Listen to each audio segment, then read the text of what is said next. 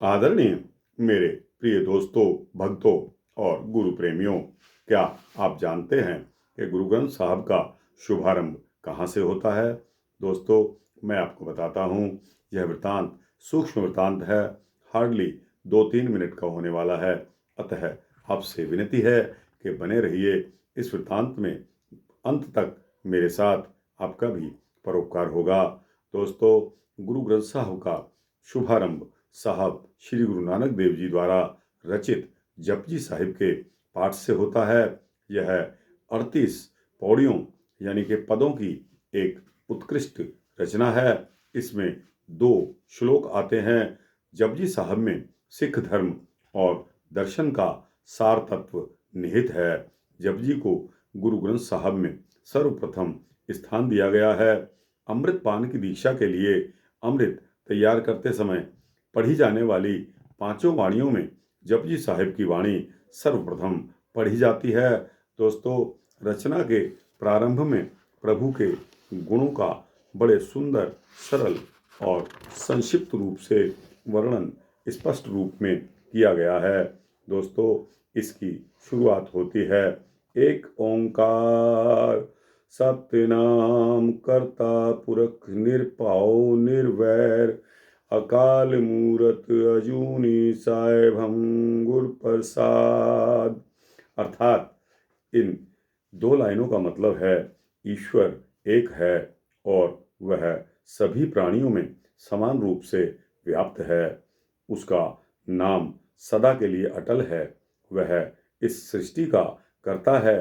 वह निर्भय है, यानी उसे किसी का भी डर नहीं है।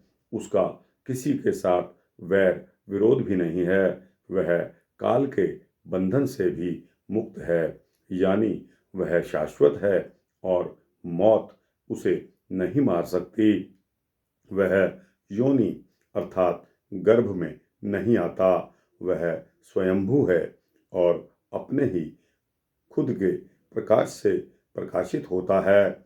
ऐसा ईश्वर केवल गुरु की कृपा से प्राप्त होता है। दोस्तों, जपजी साहिब का उद्देश्य ईश्वर को पाने के लिए प्रयत्न करना और अंततः उसे प्राप्त करना है। रचना में साहब श्री गुरु नानक देव जी स्वयं ही जिज्ञासु के लिए पहले यह प्रश्न करते हैं कि सत्य की प्राप्ति कैसे होगी, और अगली पंक्तियों में उसका उत्तर भी दे देते हैं। दोस्तों, किव सचियारा होइए किव कूड़े टुट्टे पाल, यह प्रश्न है। दोस्तों, अर्थात प्रभु परमात्मा के प्रकाश के लिए मैं योग्य कैसे बनूं, अपने अंदर बने हुए झूठ के आवरण को किस तरह मैं हटाऊं। अगली पंक्ति में इसका जवाब साहब श्री गुरु नानक देव जी ने ही दिया है। हुक्म रजाई चलना नानक लिखिया नाल, अर्थात प्रभु की इच्छा के अनुसार चलने से ही झूठ का आवरण दूर हो सकता है। यह इच्छा जीव के जन्म के समय ही लिख दी जाती है। दोस्तों, कल यानी कि कार्तिक पूर्णिमा के दिन हम साहब श्री गुरु नानक देव जी का जन्म दिवस मना रहे हैं, अवतार दिवस मना रहे हैं। दोस्तों, आपको ढेर सारी शुभकामनाएं। दोस्तों, आप इस मौके पर, इस शुभ अवसर पर शुभकामनाएं के लिए आप आमंत्रित किए जाते हैं। और दोस्तों, इस दिन अगर आपको समय मिले, अपने बहुमूल्य समय में से समय निकालकर दोस्तों आप नज़दीक के किसी भी गुरुद्वारे में जाएंगे, वहाँ आप देखेंगे कि कितनी रौनक है, कितना उत्साह है गुरु साहब की संगत में अपने पर्व को मनाने के लिए।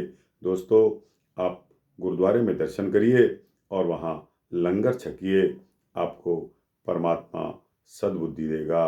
दोस्तों, इन्हीं शब्दों के साथ आप सभी को साहब श्री गुरु नानक देव जी की ढेरों सारी शुभकामनाएं। और दोस्तों, आप खुशियों से परिपूर्ण हों, आपका परिवार फलता फूलता रहे, आपको किसी भी चीज़ की कमी ना रहे, ऐसी मेरी भावना है। वाहिगुरु जी का खालसा वाहिगुरु जी की फतेह।